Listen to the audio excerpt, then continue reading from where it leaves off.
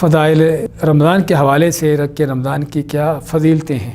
ہاں معلوم ہونا چاہیے کہ اس ماہ کی کیا فضیلتیں ہیں، کیونکہ جب کسی چیز کی فضیلت کا پتہ ہوتا ہے کہ اس کی کیا قدر و قیمت ہے تو انسان پھر اس کا اہتمام بھی کرتا ہے۔ تو چنانچہ آئیے ہم احادیث میں دیکھتے ہیں کہ نبی کریم صلی اللہ علیہ وسلم نے ہمیں اس ماہ کے کیا کیا فضائل بیان کیے ہیں، اور یہاں پر ہم صرف بیان کریں گے رمضان کے فضائل، روزے کے فضائل نہیں، کہ رمضان کے کیا کیا فضیلتیں ہیں۔ صحیح بخاری مسلم کی حدیث ہے، نبی کریم صلی اللہ علیہ وسلم کا فرمان اذا جاء رمضان فتحت ابواب الجنہ، کہ جب رمضان آتا ہے تو جنتوں کے دروازے کھول دیے جاتے ہیں، وغلقت ابواب النار، اور جہنم کے دروازے بند کر دیے جاتے ہیں، وصفدت الشیاطین، اور شیطانوں کو جکڑ دیا جاتا ہے۔ اس سے معلوم کیا ہوا کہ رمضان کے آنے پر آسمانوں پر بھی اس کے آنے کا کیا اہتمام ہو رہا ہے کہ جنتوں کے دروازے کھل گئے، جہنم کے دروازے بند ہو گئے، اتنا بڑا انقلاب آ گیا آسمانوں پر اور شیطانوں کو جکڑ دیا گیا۔ پتہ چلتا ہے کہ رب کائنات کے ہاں بھی اس عظیم مہینے کا کیا اہتمام ہے۔ اسی طرح سیدنا ابو ہریرہ رضی اللہ تعالیٰ عنہ کے دوسری حدیث میں آپ فرماتے ہیں اذا کان اول لیلۃ من شہر رمضان، کہ جب رمضان کی پہلی رات ہی ہوتی ہے، صفدت الشیاطین و مرادت الجن،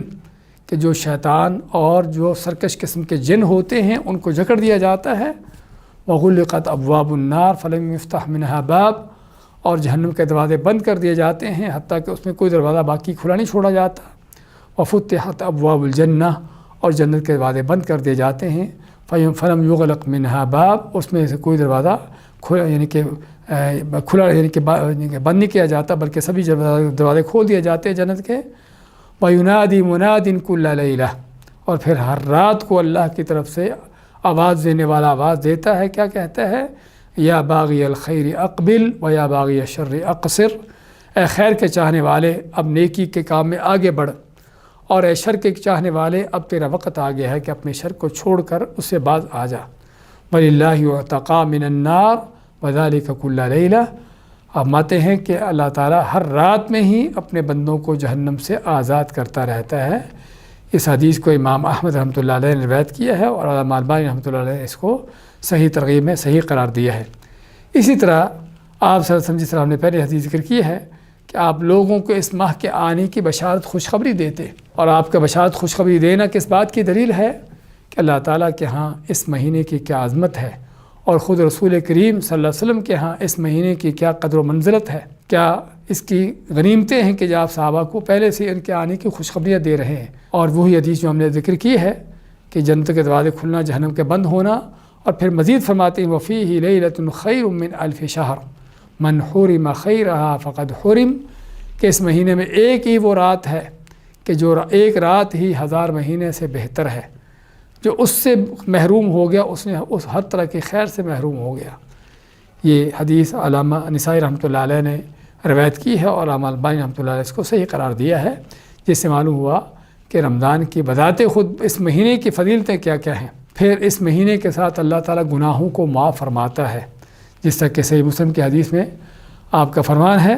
الصلوات الخمس والجمعۃ الی الجمعۃ ورمضان الی رمضان مکفرات لما بینہن اذا اجتنبت الکبائر، کہ 5 نمازیں والجمعۃ الی الجمعۃ، ایک جمعے سے دوسرے جمعہ تک، ورمضان الی رمضان، اور ایک رمضان سے دوسرے رمضان تک کیا ہوتا ہے؟ مکفرات ما بینہن، ان دونوں کے درمیان، یا ایک رمضان سے لے کر دوسرے رمضان کے درمیان کے گناہ اللہ تعالیٰ معاف کر دیتا ہے، ایک نماز سے لے کر دوسری نماز کے درمیان کے گناہ اللہ تعالیٰ معاف کر دیتا ہے، لیکن اذا اجتنبت الکبائر، ہاں بڑے گناہ معاف نہیں ہوتے، ان سے اجتناب کرنا ہوگا۔ اس طرح ابن عباس رضی اللہ تعالیٰ عنہ فرماتے ہیں کہ رسول اکرم صلی اللہ علیہ وسلم فرمایا عمرۃ فی رمضان تعدل حجہ، کہ رمضان میں عمرہ کیا جانا حج کے برابر ہے،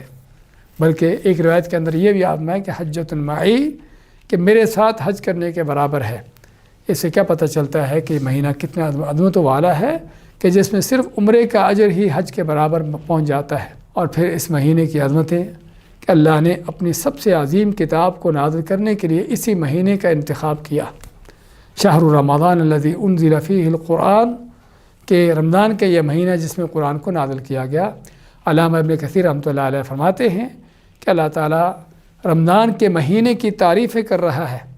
کہ جو تمام مہینوں سے افضل ترین مہینہ ہے، کہ جس کو اللہ نے اپنی سب سے عظیم کتاب نازل کرنے کے لیے چنا ہے۔ اور اسی مائک انا انزلناہ فی لیلۃ القدر،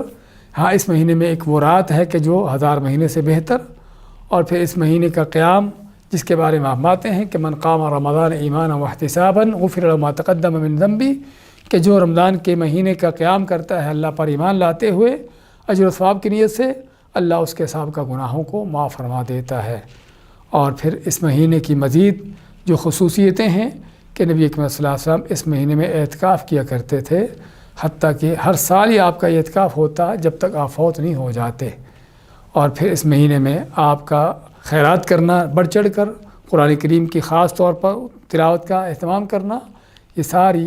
اس مہینے کے فضائل کے دلیلیں ہیں کہ اس مہینے کی کیا عظمتیں ہیں، کیا فضیلتیں ہیں، تاکہ ایک مسلمان کو پتہ ہو کہ رمضان کی کیا قدر و قیمت ہے، کن عظمتوں کا مہینہ ہے، اور پھر ان عظمتوں کو سمیٹنے کی کوشش کرے۔